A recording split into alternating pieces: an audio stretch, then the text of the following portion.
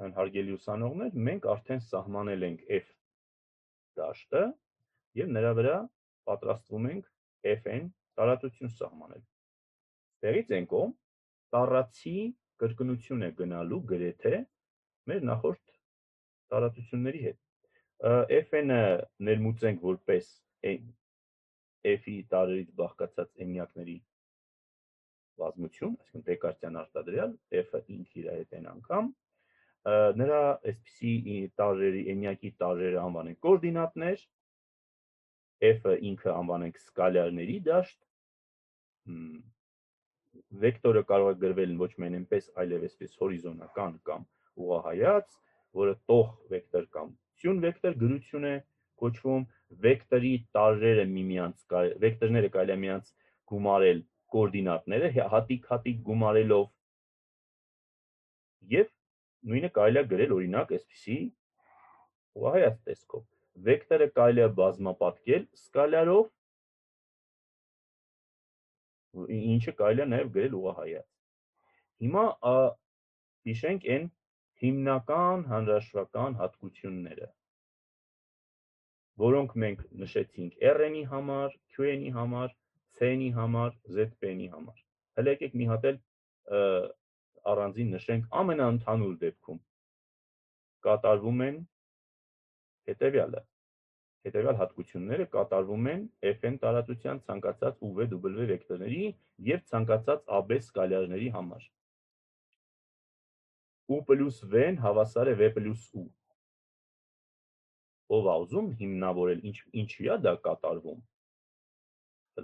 նայելով այս վերևի նկարին, ինչու այս U-ն և V-ն եթե տված են, սրանք ինչի մենք իրավունք ունենք այս վեկտորները եթե մենք դիրքափոխեինք, ինչ դաշտում էլ ուզում ալնեինք, գումարը չէր փոխվի։ Որովհետև ոնց որ մենք սահմանեցինք կոմուտատիվություն գոյություն ունի։ Դաշտում, չէ։ Հա, դաշտում։ Դրանից ելնելով արդեն տեղերով փոխենք նույնն է, էլի ստացվում կոմուտատիվ են։ Այո, եթե տեղերով փոխենք V1-ն ու V2-ը, ստեղ կդիրքափոխվեն X1-ն ու Y1-ը, բայց քանի որ դաշտում, նայեք այդ աքսիոմը, ուր է վերևում միտեղ պետք է որ, ահա, դաշտում ցանկացած երկու տարրերի արտադրյալը կոմուտատիվ է, ապա տեսնում եք ինչի լավ է ստացվում։ Թվերի կամ դաշտի տարրերի թվային հատկությունները, դաշտային հատկությունները մեզ բերում են տարածական հատկությունների, որը մեզ ասում է, որ եթե տեսեք, եթե երկու հատ վեկտոր վերցնենք, այս վեկտորների գումարը նույնն է ինչ որ վեկտորները դիրքափոխենք n-2-ի գնի։ Կարևոր չի, նախ այս վեկտորն ենք վերցնում, հետո սա, թե նախ ասում ենք սա եւ սա։ Եկեք շարժվենք առաջ։ Էլ ինչ լավ հատկություն կա։ Օրինակ, զրոյական վեկտորի գոյությունը ով է ուզում հիմնավորել, մյուսանով որ այսօր կամ հարցի չի պատասխանել, կամ շատ քիչ է պատասխանել, ով է ուզում։ Զրոյական որպես վեկտոր ինչը վերցնենք։ Հենց 0, 0, 0։ Բայց ամեն մի դաշտում 0 կա։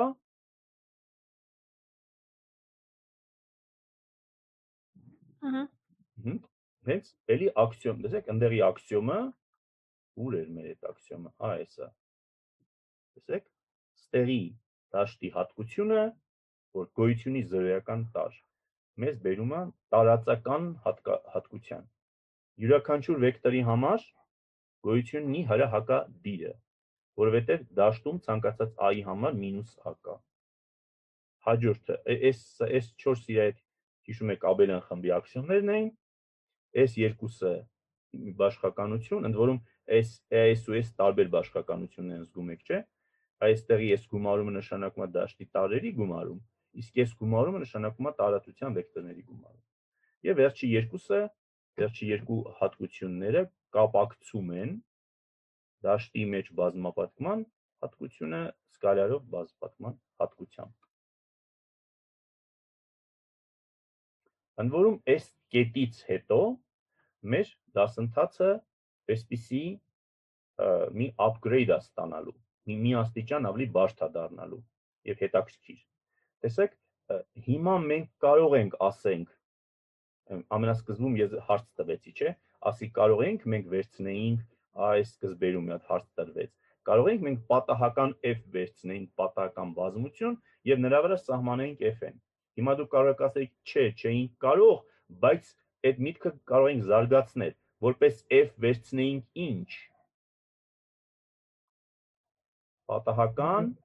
դաշտ։ այնքան որ դաշտ լինի։ Հիմա տեսեք, այդ մեր upgrade-ը մեր դասընթացի ինչու՞մ է կայանում։ Մենակ f-ի համար չի այդ ասվածը ճիշտ։ Ստեղից այն կողմ մեր ամբողջ դասընթացը դաշտերի վրա է գնալու։ Օրինակ, մենք սահմանելու ենք բազմանդամներ, բայց առանձին չենք սահմանելու, ասելու ենք, գիտեք ինչ կա, 2x, չգիտեմ, քառակուսի գումարած x պլյուս 1-ը նախ սահմանենք իրական բազմանդամներ, դրանք ուսումնասիրենք, հետո էլ սահմանենք կոմպլեքս բազմանդամներ, ասենք թե 1 պլյուս 3i, չգիտեմ, x քառակուսի գումարած 1 պլյուս 6i, հետո էլ առանձին սահմանենք կոմպլեքս բազմանդամներ, հետո էլ առանձին սահմանենք մոդուլյար բազմանդամներ, այդպես չի։ Ստեղից այն կողմ, երբ որ հասնենք բազմանդամներին, ասելու եմ վերցնենք կամայական դաշտ, սահմանենք նրա վրա բազմանդամներ։ Նույնը վերաբերվում է, ասենք, գծային հավասարումներին։ Մենք ոչ թե սահմանելու ենք գծային հավասարումը առանձին իրականի համար, առանձին կոմպլեքսի համար, առանձին կամ մոդուլյարի համար, այլ ասելու ենք վերցնենք կամայական դաշտ, նրա վրա վերցնենք այս գծային հավասարումների համակարգը։ Նույնպես մատրիցները, ոչ թե մենք ներմուծելու ենք մատրից իրական, ասենք, չգիտեմ, 2 1 0 7 առանձին սահմանենք, հետո կոմպլեքս մատրիցներ առանձին, հետո այն մյուս տեսակ դաշտերի առանձին, այլև ասելու ենք սենց։ Վերցնենք մի հատ պատահական դաշտ, նրա վրա սահմանենք մատրից այսինչ ձևով։ Ստեղից սկսած մեր հիմնական հանրահաշվական գծային հանրահաշվի բոլոր օբյեկտները, բազմանդամ, գծային հավասարումների համակարգ, մատրից, գծային արտապատկերում եւ այլ, այդ ամեն ինչը սահմանվելու են կամայական դաշտի վրա։ Այդ upgrade, որ ասում եմ, սրանում է կայանում։ Ստեղից այն կողմ ամեն ինչ f-ի վրա է տեղի ունենում։ Եվ մեր վերջին պայմանավորվածությունը։ Տեսեք, դաշտի վրա այս ամեն ինչը կիրառելը մի անհարմարություն է ստեղծում ուսանողների համար։ Ամեն անգամ, երբ որ ես ասում եմ, ենթադրենք տվածը f դաշտ, ուսանողները ասում են՝ մի րոպե, որն էր այդ f-ը,